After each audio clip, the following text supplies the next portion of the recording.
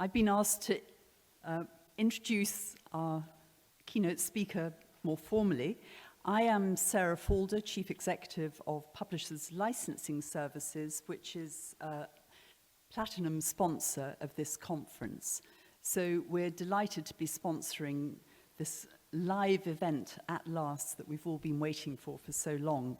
Many of you will know about PLS because you are already signed up to us, and hopefully we're sending you money for the use of your journals and your publications in various sectors, education, business, government.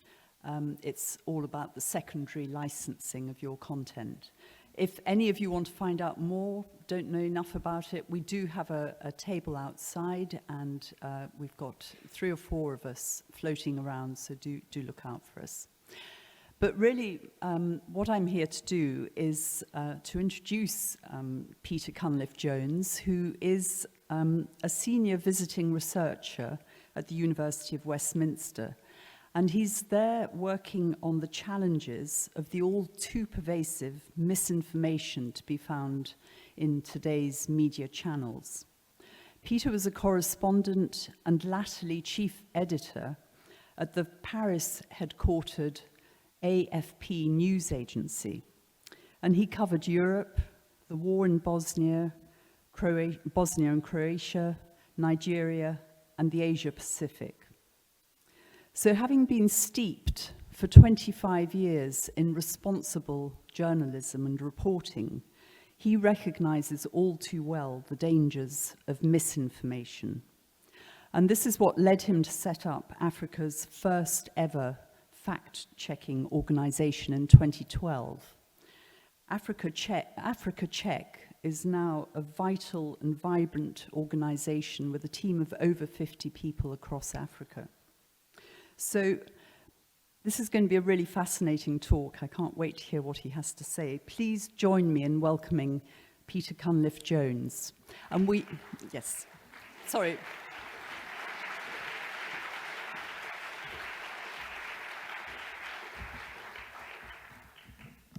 Thank you very much, Sarah. I'm just going to, there we go.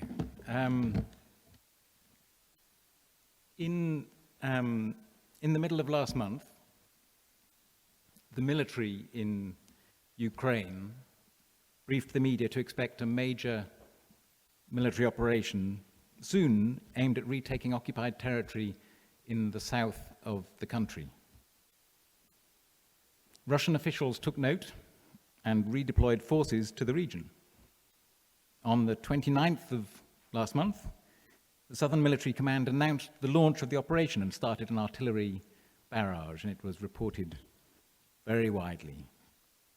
And in the last few days, Ukrainian forces have indeed retaken perhaps 6,000 square kilometers of territory seized by the Russians earlier in the year in eastern Ukraine. According to a spokesman for the Ukrainian Special Forces, the briefings, the announcements last month, the feints, were a big special disinformation operation. And everybody, the Russians included, fell for it. Everyone is familiar, I'm sure, with the concept of the fog of war. And today, this fog with bright lights and pools of obscurity hinders our understanding of our world in many fields, and not just military ones, but in politics, in the environment, health, medicine, economics, business, wider social issues too. The effects are as benign as, at least if you support the Ukrainian position, as the effects of its military deception. But what is less benign, this less benign fog, means for all those involved in information, in publishing, in broadcasting, is what I want to talk about with you today. There's nothing new in the concept of false information. Examples of misinformation and disinformation have been found in the records If you go back through history books about ancient Greece and ancient Rome, there's a conference taking place next week in Athens with a long, long list of misinformation, disinformation from ancient Greece. Not going quite back that far myself, early in my career, one of the first people I interviewed was a former British Army officer called Captain Fred Holroyd, who'd worked on disinformation, or PSYOPs as they called it, for the British military intelligence in Northern Ireland in the 1970s. Later, I saw disinformation at work in Bosnia and Croatia in the 1990s, as Sarah mentioned, used to provoke and used to sustain a conflict. However, I was a news reporter, and it wasn't my job to report on what was false. I hadn't really considered the effects that misinformation had or might have on individuals and society. Not that many people had. I hadn't considered what I've come to see as the culpability of my industry, of journalism, in enabling this to happen. In 2002, I was working as a journalist for the AFP news agency in Nigeria when a rumor spread, first in mosques and in community settings, and then picked up by local media. The rumor was that a polio vaccine that was being promoted by the WHO and UNICEF in the mainly Muslim areas of northern Nigeria was not what it seemed. It wasn't what it said on the tin. According to this story, this perfectly routine vaccine contained special active agents aimed at the women who took it infertile in order to fulfill a Western plan to reduce the world's Muslim population. Local media reported these false claims without checking them. As an international media, we recognize these were false claims. We don't report false news. Politicians who saw these reports in the local media believed them and banned polio vaccination in half a dozen northern Nigerian states. The following year, I'd moved jobs and was working in Southeast Asia. I was at an event in Indonesia, and I started talking to someone who worked for the WHO. I mentioned that I'd come to Hong Kong and come to Jakarta from working in Nigeria. And he told me about what was happening with polio in Nigeria. This was a bit over a year later. What was happening with polio in Nigeria and all across the Sahel, the incidence of polio had rocketed. You'd had 40 or 50 cases in the country. Beforehand, you now had 1,500 cases just in one country. Thousands of lives were affected forever as a result. And it made me recognize that traditional media practices had enabled this to happen. We hadn't reported it. That wasn't our fault, but we hadn't reported that information that was being reported was false. We didn't see that in my profession. We didn't see that as our job. And to me, when I later met some of the people who'd had the polio that they acquired at this time, that made me feel culpable. That's why when I was in a position to do so, working then for the AFP Foundation in 2012, I worked with colleagues to set up a fact-checking organization, as Sarah said, called AfricaCheck. It's based at the University of the Witwatersrand in Johannesburg, works across 4 countries, and mentors a whole network of now 25 fact-checking organizations everywhere from Botswana to Zimbabwe and beyond, trying to counter the social effects of misinformation. In 2012, this was quite a hard sell. Very few funders, and we were mainly funder-driven at that time, very few funders saw misinformation as a problem for society. From 2016 onwards, it became a little bit easier to convince people that this was an issue. After the upheavals of Brexit, the election of President Trump, getting people around the world, whether they were in Brazil or Bogota or Singapore, to recognize, to accept that there is an issue has been, and I thank them for it in a way, has been an awful lot easier.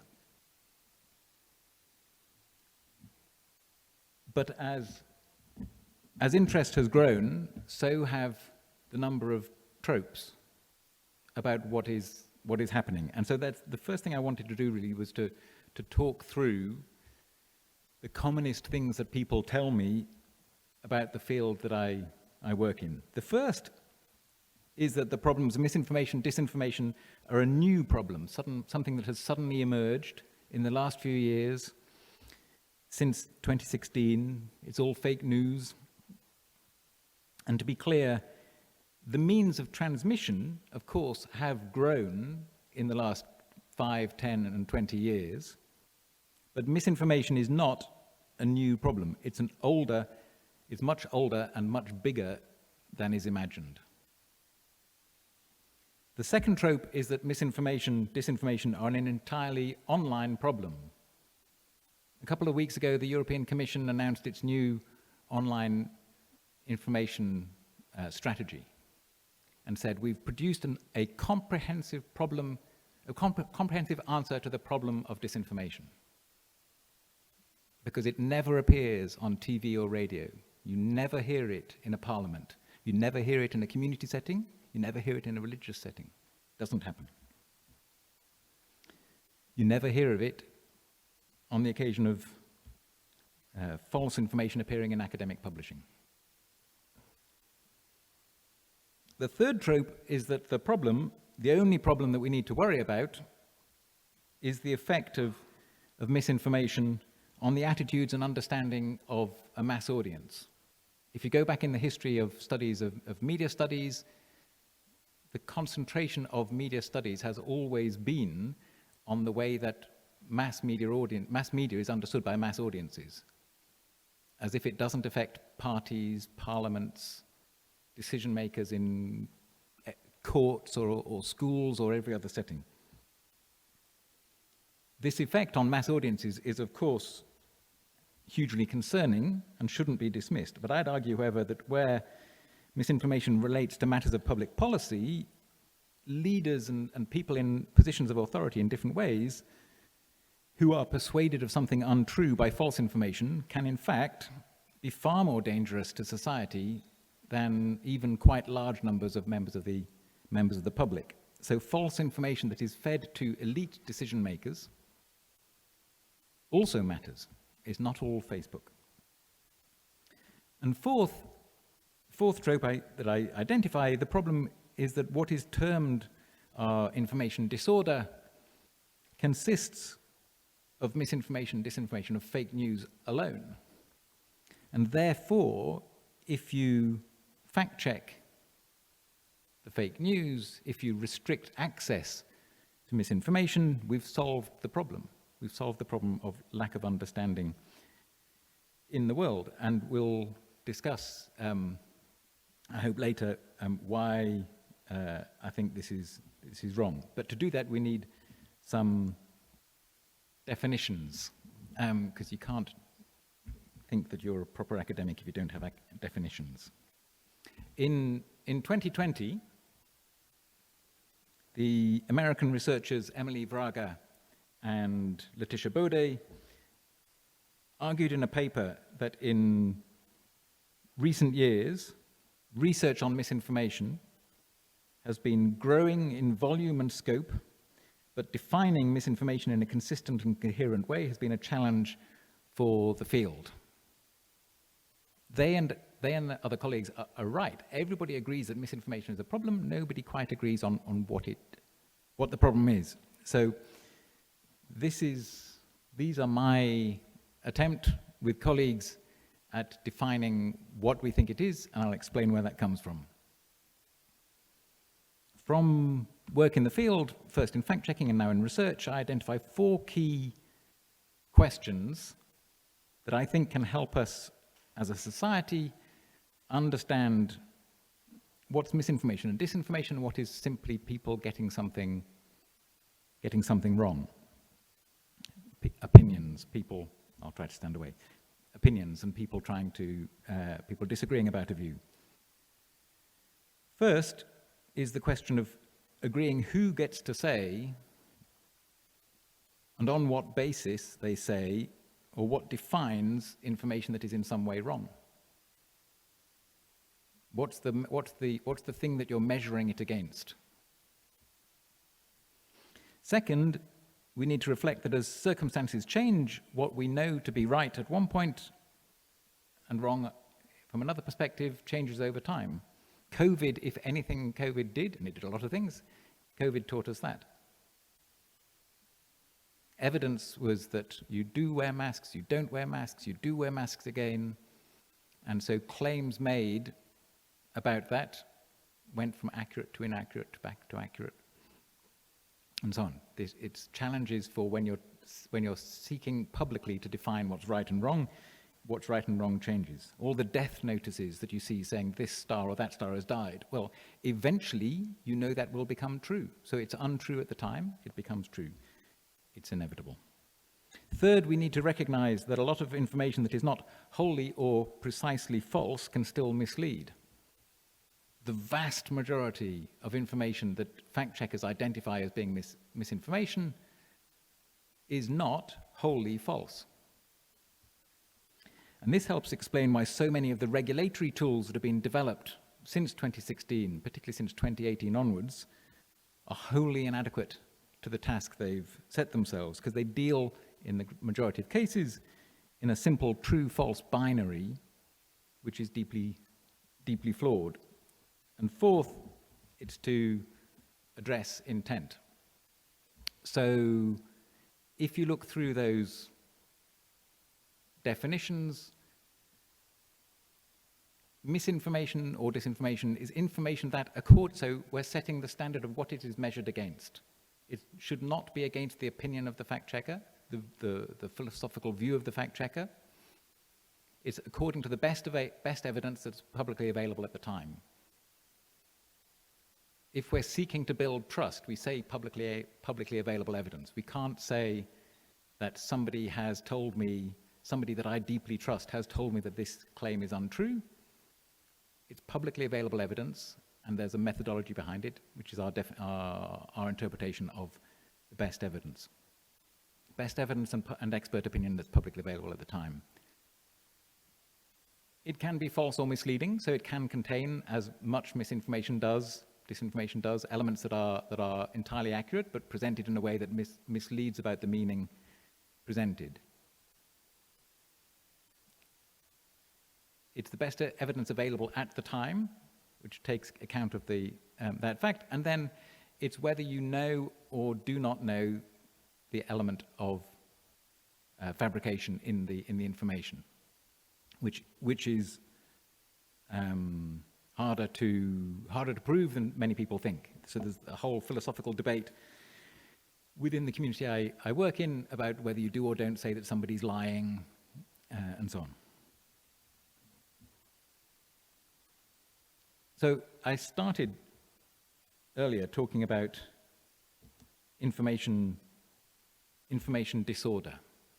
And if you follow debates around what is misinformation, what is disinformation, you might have seen a graphic that is more smartly done than my own by a very good friend called Claire Wardle that identifies the information disorder as comprising misinformation, disinformation, and what she identifies as malinformation, which is information that is accurate but shouldn't be in the public space. So this might be, personal medical records that are put into the public space, or what have you. I raised the point earlier about understanding information disorder as being a problem of the emergence, the distribution of false or misleading information, misinformation or disinformation. Fact check it, restrict it, and we've solved the problem. This view, which is a very understandable view, this view of information disorder comes, I think, from an understanding of the problem that we see in the United States and in Western Europe, where a lot of this research has been concentrated, where misinformation and disinformation are indeed a problem, and lack of access to information not so much. My experience running an organization working in Africa, working with colleagues in Latin America, across Asia, suggests a better way to understand information disorder, the bright lights and the fog that obscure our understanding of the world around us, is as a combination of these factors. Misinformation, disinformation, certainly, but also crucially, and why really I think I'm talking with you today, about lack of access to accurate information, which both drives misinformation, disinformation, and makes them harder to counter. And finally, distorted focus of information. So that can be swamping the public with information that is not necessarily inaccurate, but that by the focus put on it, creates a false impression. So any readers of the Daily Mail in the UK might understand what I'm saying. You know, it's not, those articles are very well lawyered. It's not that they're wrong, but the focus might create a false or distorted understanding. How you define these things is obviously complex. So why do I say this about, if you want to think of what the information disorder is, do you need to focus on more than has been done since 2016 on the lack of access to accurate information? In 2017, I organized a meeting at my university in Johannesburg for a dozen organizations, individuals from organizations who were seeking to set up a fact-checking operations, everywhere from Senegal to Zimbabwe to Kenya to all across the continent. And on the second day, I went round the room asking everybody one by one to name the biggest challenges that they faced fact-checking in their country, or considering fact-checking in their country. I imagined I'd actually put down, so that I didn't have to write it down when they said it, I'd written down the answers I thought they were going to give me, and I was just going to tick as we went around the room, think, yep, I've got 3 answers for that, 4 answers for that. First of all, because that was one of my biggest preoccupations, was funding. You do have to pay people salaries. Nobody is interested in a big way in this issue, particularly in funding this in Africa. I thought funding would be a big issue. I thought that attacks by politicians, fears of reprisals, legal reprisals, or other even less pleasant reprisals would be quite an obvious issue of concern. One of my colleagues, the wonderful gentleman there called Chris Chinaka, was setting up a fact-checking operation in Zimbabwe. It exists, it's called ZimFact. There were tanks, literally, there were tanks on the streets of Zimbabwe at this time. Mugabe had just been removed from power. One by one, everybody around the room replied, lack of access to accurate information. If we can't access accurate information, how do we check the false claims against? We have a sense that that's wrong, but we don't have any accurate information to check the same thing against. We had colleagues from Argentina who'd come to this meeting with us. They said exactly the same thing. And a colleague from Delhi, and he said exactly the same thing. Living here, I know that the situation in the UK, in Western Europe, is not the same as it is in much of the world. However, lack of access to accurate information is not a problem unique to the global south. Data gaps exist in many fields. They particularly exist in emerging situations that are problematic in the US and Western Europe too. So we obviously saw this in COVID. We saw this after the flooding in Germany, after fires in Australia. Whenever the next weather event happens in the UK, we'll see a lot of misinformation flooding around. There's a lot of misinformation flooding around following the death of the Queen. So when you have an emerging event, you have floods of misinformation and lack of access to accurate information that kills it off. So what is the what is the role in this of academic and professional, scholarly and professional publishing? The most important rule that I was told by a news editor when I started, unbelievably but true, actually on a typewriter. It was not a very advanced news organization that I started working for. I loved explaining this to people when I ran the online news desk, and they were looking at me and saying, "No, that can't be true." But it's true. I'm 110. So the most important rule I heard was do no harm. We know and have known for years the effect that bad information coming from sources seen by government, by the media, by the public as being authoritative can do. So the story of the harm done by Andrew Wakefield's paper on MMR and autism is very well known, and I won't go over that. Sadly, this is not the only instance of false information published in reputable, in serious journals that has caused great harm, and it won't be the last. And this is the first question I think to tackle.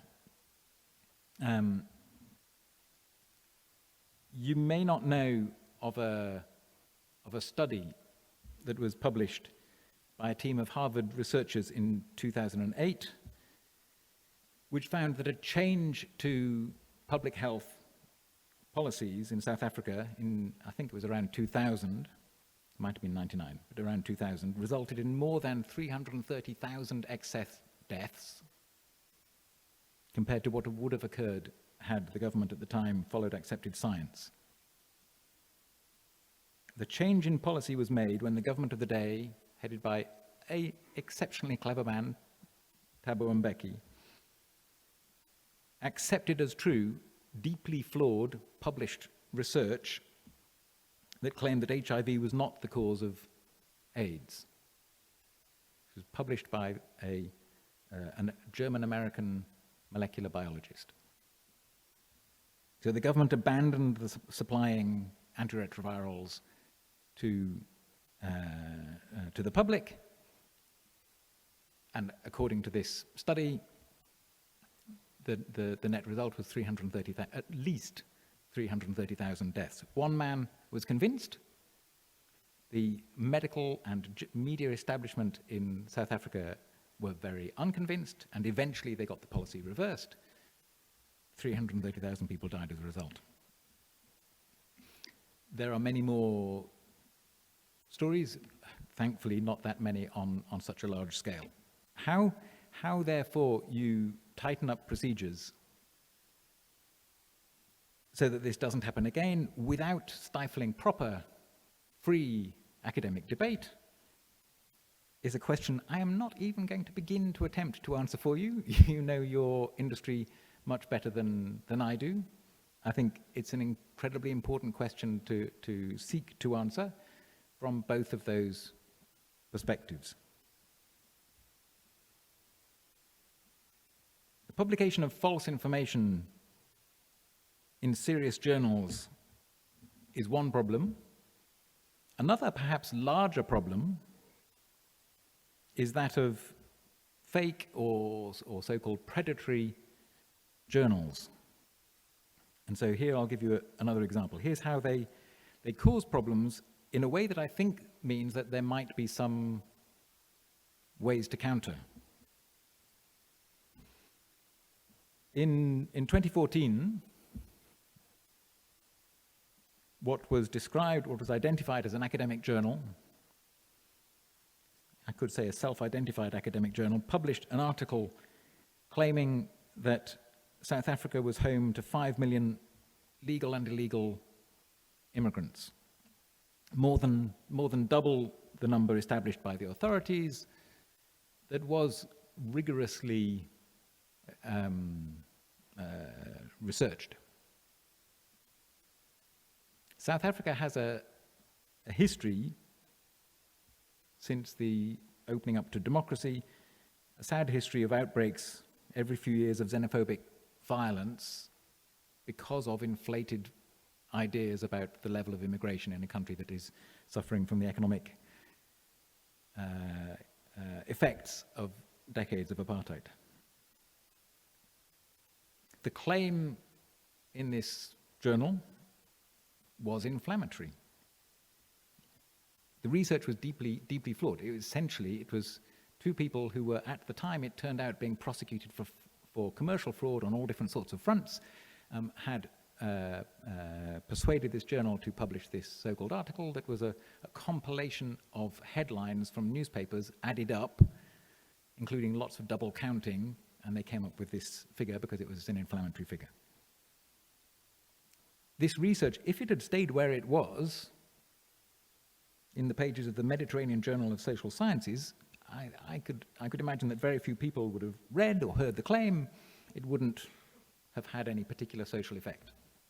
The problem was that one of those who did was a journalist from the New York Times who was writing about immigration in South Africa as a result of violence. The Times accepted the false claim, which was, the article in question was retracted by the journal. The journal was de-recognized by the South African authorities. It was condemned by other journal publishers. But the Times accepted the false claim and published it as fact. And so for about a year, Africa Check, when the New York Times, when Africa Check was launched, the New York Times wrote a piece about the creation of the launch of fact-checking in Africa. Big celebratory piece. We were all very pleased. When we went to the New York Times and said, "You've published something that is dangerous and inflammatory information and based on a flawed article that has now been retracted by a bogus site based in the Middle East," they took a year to correct in any way, shape, or form the article, and it's still up there on their site. Great newspaper, but that's also true. The claim from the New York Times then, of course, reached a wide audience, and given the stamp of authority of the New York Times, was accepted as fact, raising the heat in an already dangerous environment. You can see from the headline there, they were writing about this because it's a problem, because there's violence that's taking place. And these claims of millions and millions of illegal immigrants were fueling the fire. Predatory journals are, and the way they are used to give legitimacy to the appearance of legitimacy to bogus claims, are a major problem. Happily, since 2016, there has been a huge growth in efforts to counter misinformation. In 2014, Africa Check was founded in 2012. In 2014, representatives, about 30 people from 10 or 12 organizations around the world, we scoured the globe to try to find people who thought that misinformation was a problem, and were setting up fact-checking organizations to counter it. And we all fitted into a really quite small room in LSE in central London. 5 years later, 2019, we had 250 people who came to this. This is at the University of Cape Town. Representatives of more than 100 organizations at that time. This year, our annual event took place in Norway. There were 1,000 people online and in person. Next year, it's Seoul, Korea. It's growing and it's growing and it's growing. And others are involved too. So many more organizations have started to recognize this as a problem. It's a major part of the work of the UNESCO. During the COVID pandemic, it was a major part of the work of WHO. It still is. There are allies who are trying to work out how to tackle misinformation in lots of fields, lots of ways. And what I wonder, and I hope you'll indulge how long I've taken to get there in trying to pull these together. What I wonder is if these worlds can connect. What academic publishers can do to protect publishing and counter misinformation, and how that connects with those others, be that UNESCO, be that WHO, be that fact-checking organizations, be that those who promote media literacy, are doing in the field. Thinking this through, last night and again this morning, earlier than I intended, first I'd argue that part of the challenge, having put an emphasis on the importance of tackling lack of access to accurate information, a huge part of the challenge is indeed in detecting, countering false information that is published in genuine, serious academic journals. And as I say, this is an area that you're better placed than I am to discuss. But it's a very important function. The second, and where I think there is greater room, because no system that is set up will ever entirely rule out the possibility of error. The second is the need to counter false information that is published intentionally or through slack methodologies in predatory journals. The initiative on your right there, Scam Advisor. It's an operation that was launched a few months ago. It provides a way for the public to identify websites that are running commercial, financially motivated scams. Across Africa, there are hundreds of websites and pages on social media that offer people who are desperately in need of employment jobs. And they say, if you can apply here, there's a very small fee, or you provide all of your personal information so that we can then empty your bank account when you do that. We can use your personal information in other ways. These websites exist, and they operate again and again and again and again, fleecing people who don't. The reason they're applying for these things is because they don't have the money, they can't afford to do that. This Scam Advisor sets out the criteria used, provides a listing that people can use to avoid being hoaxed online. There are known predatory journals. I try to imagine that if, in fact, the journalist who wrote the piece for the New York Times was a friend of mine, somebody I've worked with many years ago,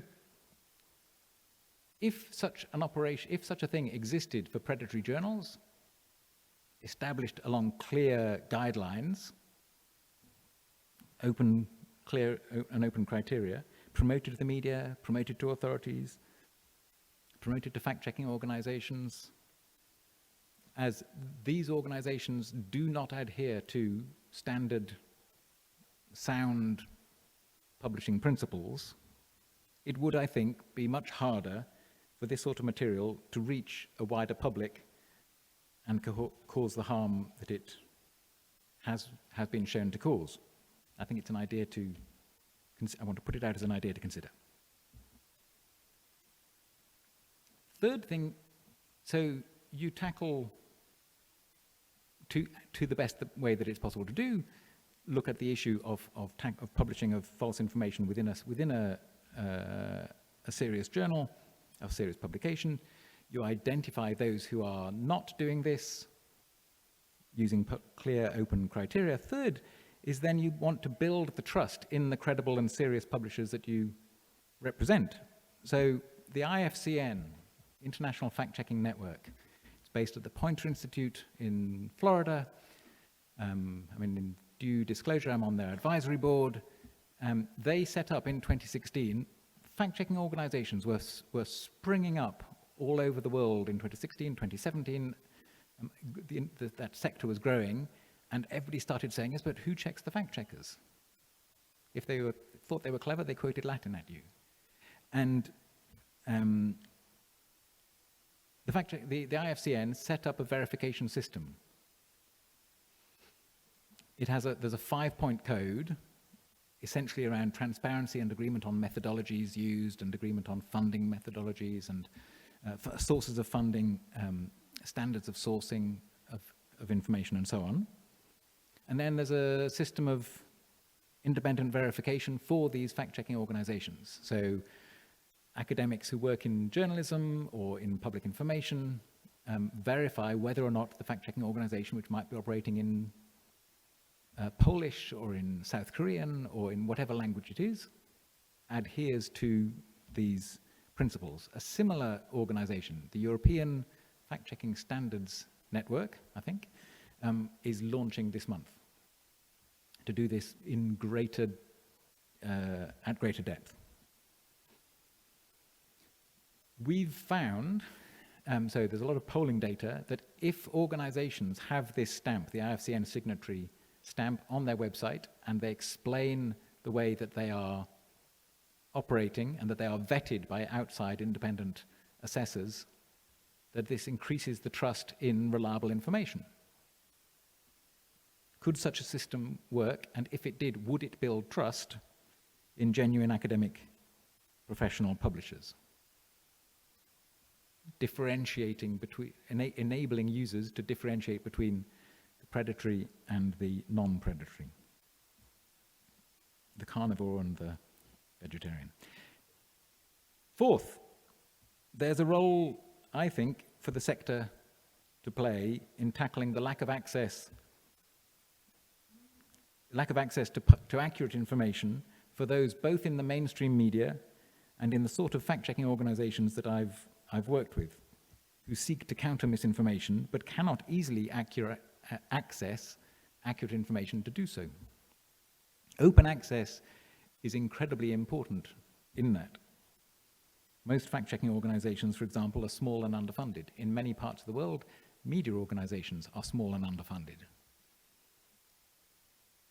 So how can, if the goal is to stop the spread of false information running more widely, not simply the misinformation that does sometimes appear in journals, there's a huge role, I think, in increasing access to the accurate information that people do and seek to publish in this room. There's a caveat to that, though. With open access, what the sector publishes goes from being relatively hard to find to being quite easy to find, and is read and quoted by people in media, in civil society, heaven help me, fact checkers too, who don't necessarily have the background or the expertise that the primary audience do. An editorial plea would be clarity, the greatest clarity possible of language, will help reduce misinterpretations and mistakes. Misinformation is very often, disinformation, it won't help in the slightest. Misinformation it can do.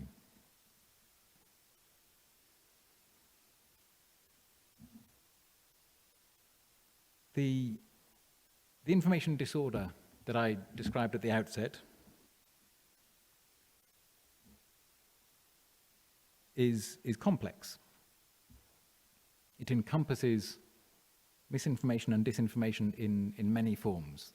That runs from media operations run by the military to faked photos appearing on social media platforms, to politicians lying in parliaments, to preachers or imams in mosques, to articles appearing, perhaps very sincerely appearing in journals that can all cause significant harm. It's important, I think, to recognize that lack of access to accurate information both enables this to happen and makes it harder to counter. there are ways that I think this can be done. In the end, I think the best ways to counter misinformation and disinformation involving a role for this sector lies firstly in doing more to identify and enable others in the media and in wider society to identify information that is unreliable. Doing more to provide media and wider society ways to better identify information that is reliable. And this means making that reliable information as widely accessible as it can be, both in terms of the means of access and in terms of the way it is published, the clarity with which it is published. And the reason I agreed to come, when I was very kindly asked, was I think this sector has a hugely important role to play in that. Thank you very much. And,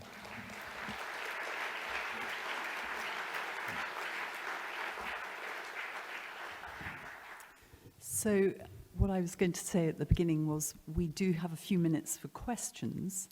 So I do hope there are some questions in the audience. Please, if you have a question, there is a roving mic. Put your hand up.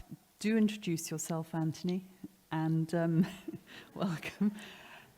If you could just give us your that's an in-joke. Name and organisation. Hello, Anthony Watkinson, Cyber Research. For the last 6 years, I've been interviewing early career researchers. And one of the things that comes up is this question of misinformation. They are very worried that the journalists looking for a scoop will not bother about the fact that something's just a preprint, not yet peer-reviewed, and ignore that and just write, we learn from the literature from somewhere, from some journal that this is happening. And are journalists properly trained? There's a short answer, perhaps 2 letters. Standards of training vary enormously around the world. So journalists are trained in all manner of things these days. A lot of it is technical training, the ability to operate on the multiple different, with the multiple different tools that people have to do. I don't think the difference between a peer-reviewed and a preprint is understood. And yeah, no, I mean, I think there's an enormous amount of work to be done. So the organization that I was working with works with journalism training schools across the country. I mean, I'm based myself at University of Westminster, which has a journalism course. I give them the talk on misinformation and identifying the difference between reliable and unreliable and so on. And there's been quite a lot of attention to the fact that almost every time that medical research is presented, I have a good friend who was AFP's chief editor. His son was involved in a terrible accident and is quadriplegic. And he says it's made him realize, he said, every time that medical advances in that field are reported, it's a breakthrough. But it's been over 20 years. It can't. These aren't all breakthroughs. So there are many biases in that system. Yes, absolutely. There's more and better training needed. And then if you look at that for what you're seeing in the UK, multiply that 50 times over for many other parts of the world.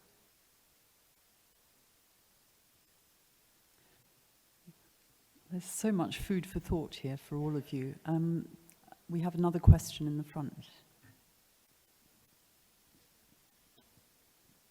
Hi, I'm David Smith from the IET. I'm interested in your thoughts about where the money comes from to support the disinformation. I don't know if the rest of you have kept up with what Alex Jones in the US has been going through. Terribly sorry, thoughts and prayers. The thing that shook me was the sheer amount of money he was making from his disinformation gig. And in looking at the stuff you're reporting on in South Africa, I was sitting there going, was the money at the other side of that? Do you have any information in that sort of area? What's your experience of what's happening in the countries of Africa? I mean, it's the easiest answer, but it's complex. You know, so there are all sorts of financial incentives so that can be, look, if you want a calm, and if you present a calm and rational channel on YouTube saying, on the one hand there's this, on the other hand there's this situation, you probably won't get very many followers, you know. And so the business models of social media platforms are geared to the sensational in all different sorts of ways that we all know. That's where he gets his money from. So but then you have people who peddle health misinformation and are selling products. That's also well known. So you have governments. As I said, at the start of my career, was interviewing somebody who was paid by the British government to spread misinformation, disinformation, in fact, about the situation in Northern Ireland. The governments have, you know, done that long before that, and long since, and will always continue to do that. There's an awful lot of attention paid to what Russia and China does. There's very little attention paid to what we're doing. So that'll continue. An awful lot of this is for free.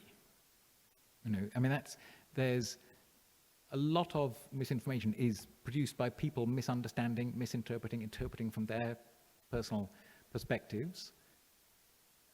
There was the technology writer for Politico, the website Politico, just put out a tweet 2 or 3 days ago saying he's in Italy, covering the elections there, and he said, when I came here, I was expecting to see misinformation, disinformation around the Italian election being dominated by Russian-sponsored misinformation. It's actually just politicians in Parliament lying, or going to political rallies and lying. There's a lot of reasons to distort. A lot of reasons. So yes, financial incentives are part of it, but they're far from being the whole thing, I think. So we have one more question over here. I think this may have to be the last question. Okay, so it's very quick. Associated with that, Stuart Maxwell from Scholarly IQ. Is the sort of fact-checking linked with initiatives such as brand safety initiatives, where major advertisers will retract associations based on content? Is sites that flag up repeated sort of fact-checking problems, are they linked in those ways? So there are people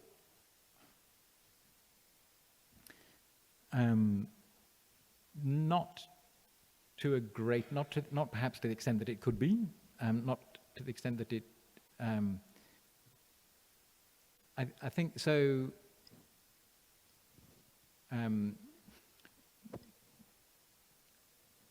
A friend of mine has just been appointed the news and information credibility lead at Google, and her predecessor was somebody I also knew, and they both came from the fact-checking world, and so they are working. To the extent, I know them both very well personally.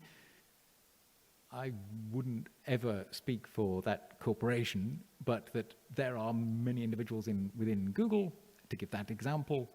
There are others, as the BBC would always say, who are working to identify how you can surface credible information and not others. And that applies to through the links through advertising and so on.